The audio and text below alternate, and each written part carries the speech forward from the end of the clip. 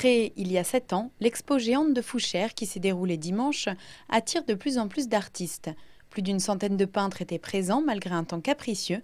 Une belle vitrine pour les exposants, surtout dans cette période de crise. Il y avait une forte demande des peintres depuis que la conjoncture est devenue aussi difficile.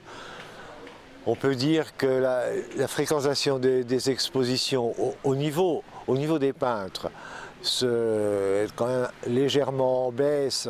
En bord de Seine et en plein air, l'expo géante de Fouchères se veut conviviale et ouverte à tous. En dehors des galeries et des musées, les organisateurs espèrent sensibiliser à l'art, le grand public et les plus jeunes, une méthode qui semble porter ses fruits.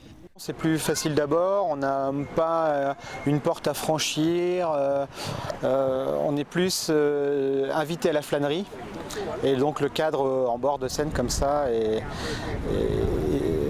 plus sympa. Effectivement, ça enlève les barrières parce que beaucoup de personnes ne sont pas forcément attirées par ce genre d'exposition.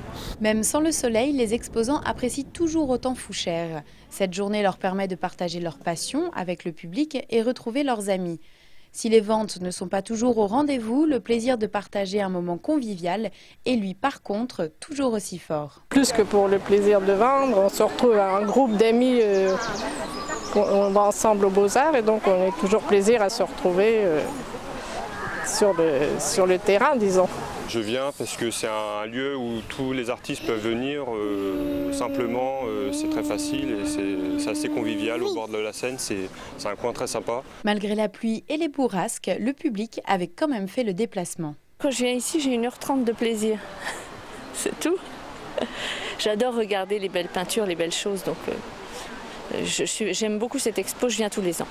L'expo géante de Fouchères est donc un événement annuel apprécié de tous, mais qui peine à se maintenir. Réduite à une journée pour des contraintes logistiques et malgré le soutien technique de la municipalité, le manque de moyens risque de menacer les futures éditions.